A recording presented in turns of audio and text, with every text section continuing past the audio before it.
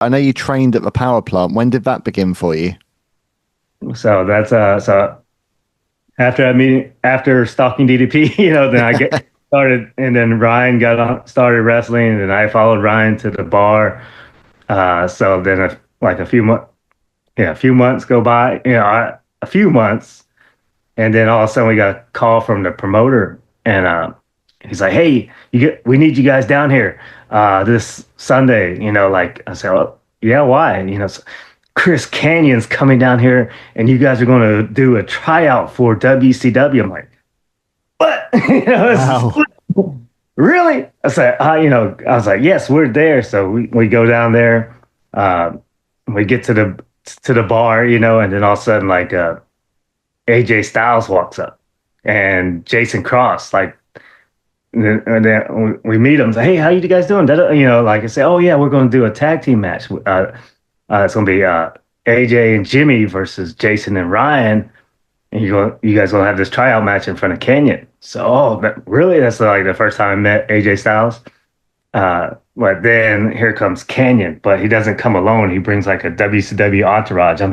I'm such a fan. I'm like, "Oh my God, there's Ron Reese, Disco Inferno, Billy Kidman, Raven." I'm like, "Man, this is awesome." Like, it's like these guys, I love these guys. So we have the crazy match, and then I just remember afterwards talking to Canyon.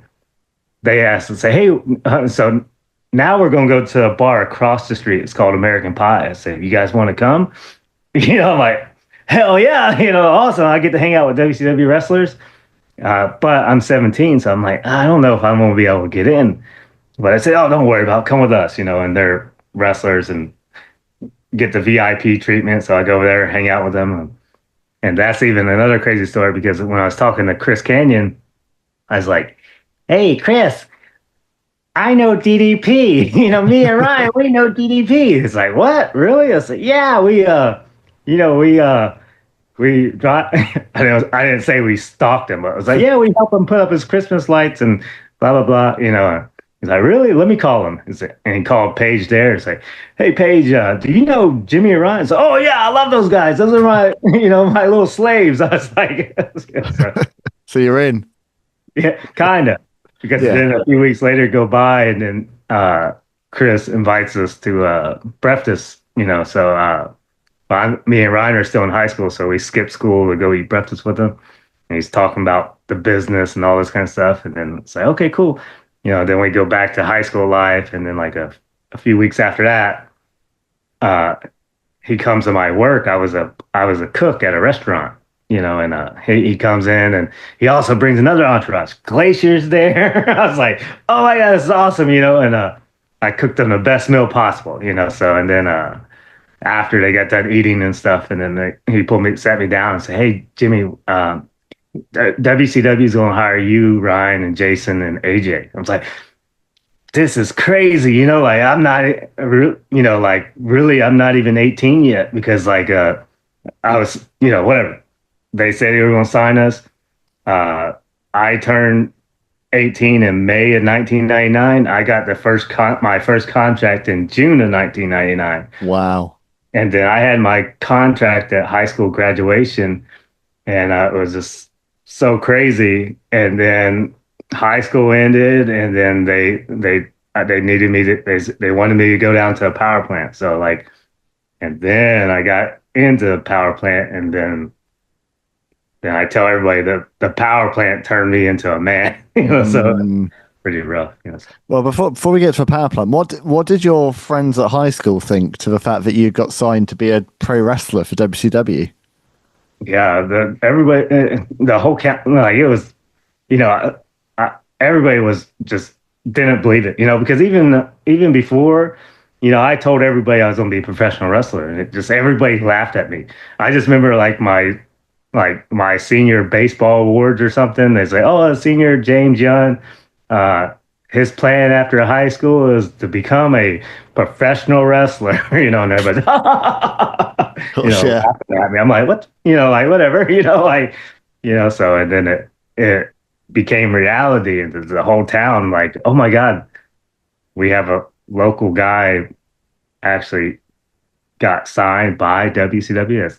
kind of crazy, So Yeah, it's amazing. So, I mean, the power plant. So, obviously, I've heard a lot of stories about a power plant over the years. Obviously, Sarge was an incredible trainer, but obviously didn't suffer fools lightly. It was a tough, tough place. What was your experience like going through the power plant? yeah, so even that first day, right? Me and Ryan pull up into the parking lot, and so we're ready to go in, and at the door it's Shane Helms and Shannon Moore. That's the first time I met those guys. Right. Like, oh, hey, how you guys are Chris Canyon's cruiserweights too? It's like, yeah, yeah, yeah. When they all hired us at the same time, and then like, okay, let's go in, and we knock on the door and say, hey, we're here to meet Paul Orndorff. We're wrestlers, and they look at us like we're crazy, like, you guys are wrestlers. You guys are, 180 pounds. Like, we're getting no. Wait right here. We have to get this cleared. And it felt like we stood outside forever. It's like, what is going on? So then they finally let us in, and the first person we see is Sarge. And we say, hey, Sarge, I'm Jimmy, Ryan, Shannon, Shane. So I don't give a fuck who you guys are. Like, what are you doing here? Say, oh, we have a meeting with Paul Orndorff. He's like, oh, no, you don't. What are you doing? I gotta figure this out. You guys go stand in the corner. I was like, oh no. So okay, we gotta go stand in the corner.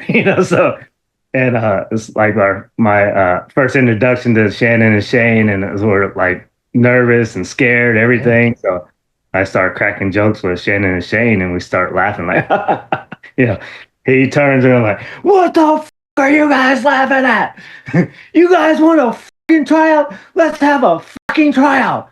And they try to kill us that day. Basically they just beat our ass for like 8 hours, and it was rough. So like it was really rough. And then the next, that day is done. So then the next day we show up, and Paul shows up that day to work, and then we talked to him and said, hey, so what'd you guys do yesterday? And we explained what happened, and he came outside and said, hey, guys, these guys already had contracts yesterday. You guys didn't have to do that to them, so, Right. and so, but then it was, the first day was the hardest, but the second day was hard, but not as hard as the first day. Well, I guess it's proving yourself, isn't it? You've kind of got to do whatever you're put through in the power plant. You have to just do it, I guess, to get that respect. It's like testing your heart, really. That's how much do you want it, because like at the time, everybody wanted to be professional wrestlers. And it's like so many people would show up and say, hey, I want to be a wrestler. It's like, oh, you want to be a wrestler? Like, Yeah. If you can do it, so. Well, I was at the power plant for like 4 months. And then after I got fired, Right. Okay. in 4 months, because I didn't know why. Like, I didn't understand wrestling politics at the time. I just thought, get a job, you do your job, and people see you and you get rewarded for it. But it was just part of politics because we was part of Eric Bischoff's project, and then he took a leave of absence, and Russo came in, and then everything that was a part of Eric Bischoff's ideas, they just scrapped them, and then they fired me and all this kind of stuff. And then I took that really hard because I was like, I got my dream job, and then I was here for 4 months. I did everything they told me to do, and then I got fired for it.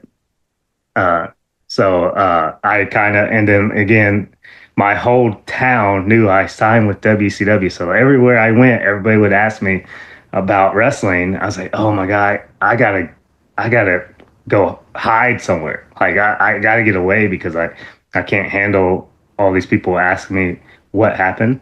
And so my dad lived on the other side of the county, or other side of the city. So I reached out to him and asked, hey, I just got fired, all this, like everywhere I go, people are asking me about wrestling. I need to kind of get my shit together before I can go back out out. And I said, hey, can I come stay over here? And he told me no. It's like, no, you cannot stay over here.